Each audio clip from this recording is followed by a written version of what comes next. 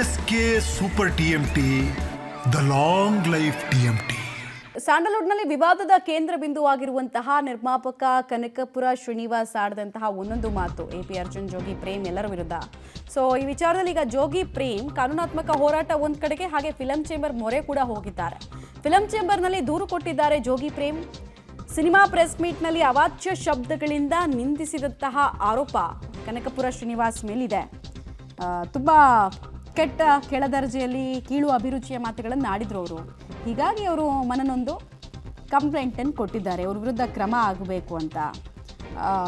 ಯಾರ್ಯಾರಿಂದನೋ ಉದ್ಧಾರ ಆಗಿದ್ದಾರೆ ಜೋಗಿ ಪ್ರೇಮ್ ಅಂತೆಲ್ಲ ಮಾತು ಸ್ಟಾರ್ಟ್ ಮಾಡಿ, ಅದೇನೋ 10 ಲಕ್ಷ ತೊಗೊಂಡು 18 ವರ್ಷ ಆಯಿತು ಹಾಗೆ ಹೀಗೆ ಅಂತೆಲ್ಲ ಮಾತಾಡಬೇಕಾದ್ರೆ ತೀರಾ ಕೀಳು ಅಭಿರುಚಿಯ ಮಾತುಗಳನ್ನು ಆಡಿದ್ರು.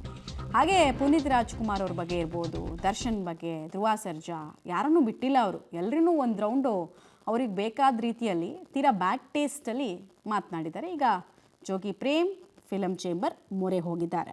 ನಮಗೂ ಮಾತಾಡಕ್ಕೆ ಬರ್ತದೆ, ಅವ್ರು ಏನು ಮಾತಾಡ್ತಾರೆ ಅದಕ್ಕಿಂತ 100ರಷ್ಟು ಮಾತಾಡ್ತೀನಿ ನಾನು ಬಿಟ್ಟರೆ. ಯಾಕಂದರೆ ನಮ್ಮ ಭಾಷೆ ಹುಟ್ಟಿರೋದೇ ಜನಪದ, ಅಲ್ಲಿಂದ ಮಂಡ್ಯದಲ್ಲಿ ಹುಟ್ಟಿರೋದು ನಾವು ಅವ್ರಿಗಿಂತ ಚೆನ್ನಾಗಿ ಮಾತಾಡ್ತೀನಿ ಈ ಥರ ಲ್ಯಾಂಗ್ವೇಜ್. ಬಟ್ ನಾನು ಆ ಥರ ಕೀಳು ಮಟ್ಟಕ್ಕೆ ಇಳಿಯಲ್ಲ, ಯಾವತ್ತೂ ಇಳಿಯೋಕ್ಕೆ ಹೋಗೋದು ಇಲ್ಲ ನಾನು.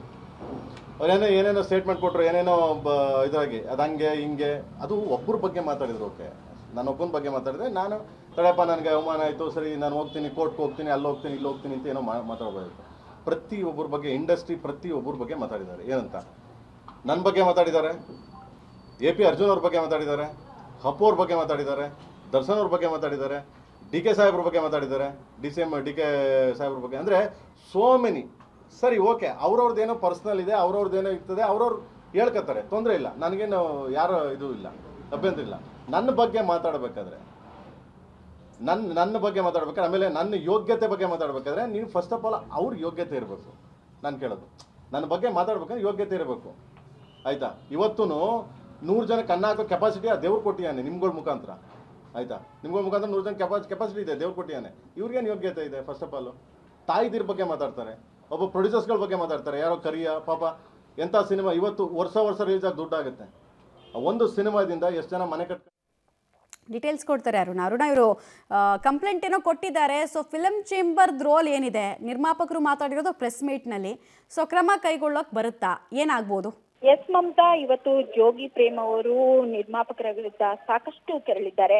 ಯಾಕಂತಂದ್ರೆ ಅವರ ಬಾಯಿಗೆ ಸಿಕ್ಕ ಹಾಗೆ, ಜೊತೆಗೆ ಕೆಟ್ಟ ಪದಗಳಲ್ಲಿಯೂ ಕೂಡ ತನ್ನನ್ನ ನಿಂದಿಸಿದ್ದಾರೆ ಎನ್ನುವ ಬಗ್ಗೆಯೂ ಕೂಡ ಫಿಲ್ಮ್ ಚೇಂಬರ್ಗೂ ಕೂಡ ದೂರು ಕೊಟ್ಟಿದ್ದಾರೆ. ಪ್ರಮುಖವಾಗಿ ಇವ್ರ ಜೊತೆ ಕೇವಲ ಜೋಗಿ ಪ್ರೇಮ್ ಅಷ್ಟೇ ಅಲ್ಲ, ನಿರ್ದೇಶಕರಾಗಿರ್ತಕ್ಕಂಥ ಎಪಿ ಅರ್ಜುನ್ ಅವರು ಕೂಡ ಮಾತನಾಡಿದ್ರು. ಅದಷ್ಟೇ ಅಲ್ಲದೆ ಫಿಲ್ಮ್ ಇಂಡಸ್ಟ್ರಿಯಲ್ಲಿ ಇರ್ತಕ್ಕಂಥ ದರ್ಶನ್ ಅವರ ಬಗ್ಗೆ ಇರ್ಬೋದು, ಅಪ್ಪು ಅವರ ಬಗ್ಗೆ ಇರ್ಬೋದು, DK ಶಿವಕುಮಾರ್ ಬಗ್ಗೆ ಇರ್ಬೋದು, ಎಲ್ಲರ ಬಗ್ಗೆಯೂ ಕೂಡ ಬಾಯಿಗೆ ಬಂದಂಗೆ ಮಾತಾಡ್ತಾರೆ.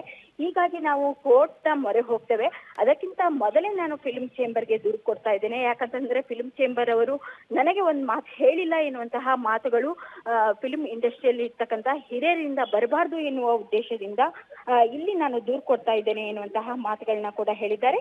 ಜೊತೆಗೆ ಈಗಾಗಲೇ KP ಅಗ್ರಹಾರ ಠಾಣೆಯಲ್ಲಿಯೂ ಕೂಡ ದೂರು ಕೊಟ್ಟಿದ್ದಾರೆ. ಜೊತೆಗೆ ಕೋರ್ಟ್ನಲ್ಲಿಯೂ ಕೂಡ ಮಾನನಷ್ಟ ಮೊಕದ್ದಮೆಯನ್ನ ಕೂಡ ಹಾಕ್ತೇವೆ, FIR ಅನ್ನ ಕೂಡ ದಾಖಲಿಸ್ತೇವೆ ಎನ್ನುವಂತಹ ಮಾತುಗಳನ್ನ ಕೂಡ ಹೇಳಿದ್ದಾರೆ. ಮಮತಾ, ರೈಟ್, ಧನ್ಯವಾದ ಅರುಣ ತಮ್ಮ ಮಾಹಿತಿಗಾಗಿ.